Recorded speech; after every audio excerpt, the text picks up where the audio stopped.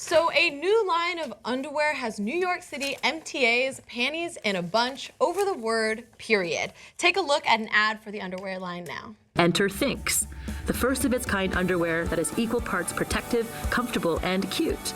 Qualities that should come standard in a product as intimate as Intimates.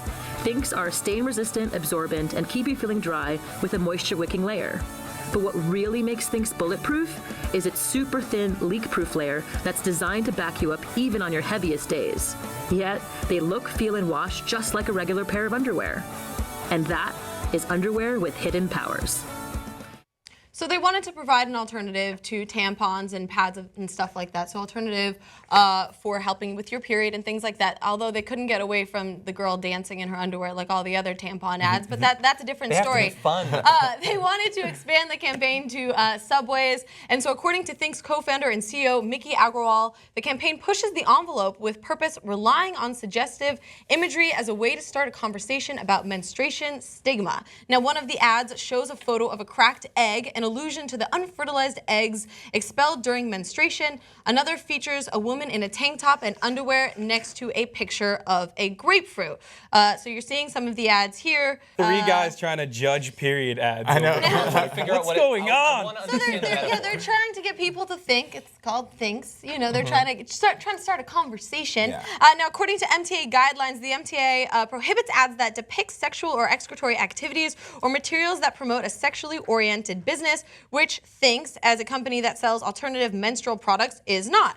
But that did not stop Upfront Media, the company tasked with managing much of the MTA's advertising, from declining to approve the Thinx proposal anyway, arguing that the ads were considered too risque. They said that several of the proposed ads seemed to have a bit too much skin, adding that the egg and grapefruit imagery, regardless of the context, seems inappropriate. So I guess fruit, not okay on NYC subways. Also, regardless of context. So if it was literally surrounded by other fruit, nope, still inappropriate. No grapefruit.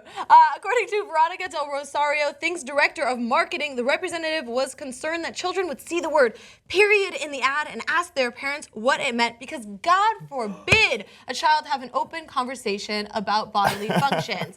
No, that is just not okay. Now, Upfront Media has released a statement. They said no copy was ever rejected, and the current copy is still in the MTA review process. We suggested changes that we felt were appropriate for the writing public, and we're hoping to work with the advertiser to refine the copy. Now, this is the same company that allows ads like this, advertising breast augmentations like this. Also with fruit. Also with fruit. Also with fruit. A little Regardless skin of here, context. and then this picture here promoting a protein powder, I think. I assume that has to do with protein powder. Another founder, Agrawal, also points out, just as New York City is potentially about to pass legislation to scrap the tax on feminine hygiene products, the MTA is not letting the word period appear in the subway. We can objectify women in their lingerie, but the minute we acknowledge that they might be bleeding in their underwear, it is no longer acceptable.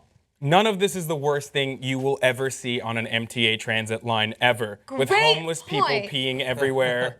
Completely. There's naked people. There's a lot of, we've talked about on the show before, sexual harassment that happens. Openly talking about menstruation, which 50% of the population experiences, is probably the best thing. Allegedly, is probably the best thing that the MTA can do for their writers. Now, I will say this, because I thought we're going to have guys on this panel, and we really should have no place in this conversation. So I started speaking to a bunch of women that I was working with on the crew earlier today, and a lot of them said that they felt that this was inappropriate. Really? Yeah, they were uncomfortable. They didn't think that this was going to help the conversation, because the messaging is... Men are already uncomfortable, first of all, talking about it. And we clearly see from MTA's response and families' response, they're scared of menstruation and period. So all this is doing is, in their opinion, not my opinion, is objectifying women more and not really getting the message out there and helping the conversation to happen. But here's the problem, is why are men so uncomfortable? Maybe this is crazy. Like, I fully admit that we live in a big city on the coast, fairly liberal place. And I've lived in various parts of the country, but they've generally been in that sort of bubble. And so I could be in a bubble and maybe I don't know it. But I don't remember, like, other than watching Married with Children, and they always made jokes about it, I never had a conversation with like a guy friend. The guy friend was like, oh, gross. And I feel You like had to have when we were younger. I remember this being in locker rooms and someone say, "Oh, she's on her period," and you're like, "Ugh, gross." I don't remember anything like Really? that. And Maybe you blocked lately, it out of Exactly, your you blocked memory it out of your because it's so memory. scarring. well, it's so horrifying, yes. Yeah. But no, and honestly, the only time I think that I hear menstruation brought up online is in an article talking about how there's a stigma and there shouldn't be. Yeah. So I would like to do like a real, I know it's difficult because people lie and it's self-representation, but how many people actually are weirded out or grossed out by it, and how many do we assume are weirded out and grossed out by it? Obviously, marketing executives that work at Upfront Media are a little grossed out because their response is basically like, "Ew, gross. We don't want period ads on our Are subways." you grossed out? No, but I am terrified of periods. So- I am. As a male, I'm going to be honest about this. I think I'm very well versed to talk about this subject as a male because I have a live-in girlfriend, and Probably knows more than she does. yeah, I would imagine. yeah, more than she does, of course. And for me, it's like, okay, I know this is going to sound kind of hacky, but I'm like, okay, there's a lot of chocolates laying around in the house in various different places. I know I'm going to get fat in the next couple of days, but a period is coming. I thought that was a metaphor. I know, for exactly. Chocolates. Chocolates. I was like, No. I thought it was like, are you talking about the egg dropping or something? No, it is. But I was thinking, I have older sisters. I'm the youngest. And growing up, I was in a house of women, and I still get a little uncomfortable when they start talking about their menstrual cycles, or when I walk into the bathroom and there's pads, or like, and it's not. And I feel like I'm pretty progressive, and I don't want there to be a stigma, but there is something. I don't know if it's I think you have a good point, because I think, and honestly, like, I openly talk about periods and things like that, but it's still alarming when you see blood somewhere, regardless of where it comes from or why it's there. Natural and things instinct. like that. Yeah. And I think we're getting a lot more open-minded, and you're very progressive, and I think you're very able to and open to talk about a lot of things. Or blind. Maybe all of the above, but I think there's still some stigma. I know for all the ladies who are watching, like when you walk to the bathroom, you hide your tampon in your pocket. You're not holding it like, oh, going to the bathroom, just like you would anything else that you're walking with. And there's a lot of different things that we go through to kind of hide that we're on our period.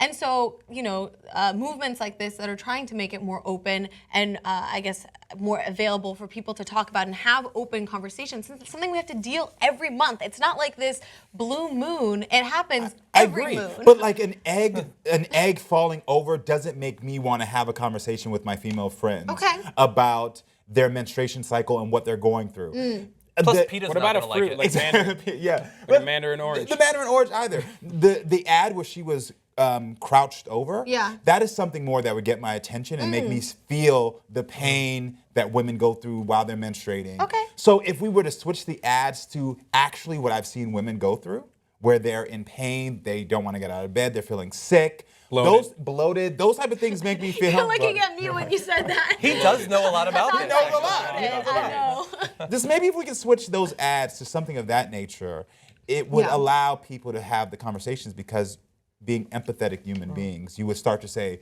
wow, you're really feeling this way. I did not realize because I walked out the room.